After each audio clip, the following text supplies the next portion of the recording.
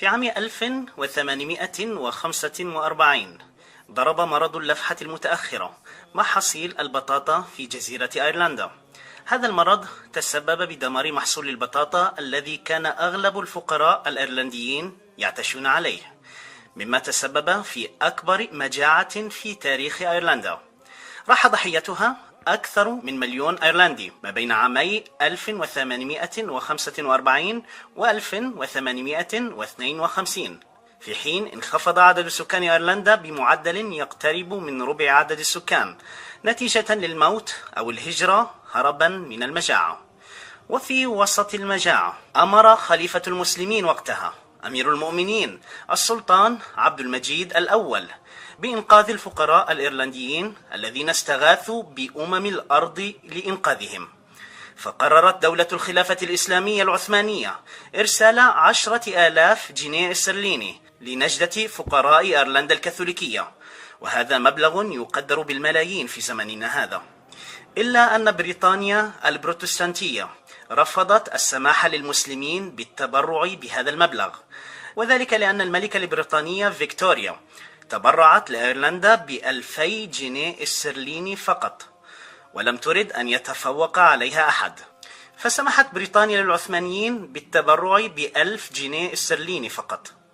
فقرر أمير المؤمنين عبد المجيد الأول التبرع بذلك 1,000 نقدا إلى فلاحي أيرلندا، ولكنه ببقية 10,000 قام بشراء أنواع الأغذية لإرسالها سرا إلى أيرلندا عبر سفن الإغاثة الإسلامية المحملة بأنواع الأغذية والمساعدات لمسيحيي أيرلندا دون علم بريطانيا.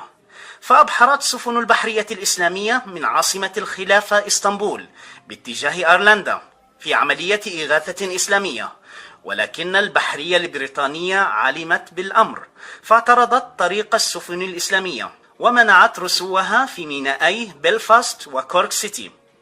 إلا أن بحرية دولة الإسلام استطاعت الالتفاف سرا في جنح الظلام لترسو في ميناء أيرلندي صغير اسمه ميناء دروغيدا لتقدم النجدة الإسلامية إلى الفقراء الكاثوليك الذين تفاجؤوا بأن من أنقذهم من الموت المحقق لم يكونوا من إخوتهم المسيحيين الذين منعوا المساعدة عنهم، بل كان من أنقذهم رجال من الترك يتبعون نبيا عربيا اسمه محمد ابن عبد الله صلى الله عليه وسلم، ويعتنقون دينا علم الدنيا معنى الإنسانية.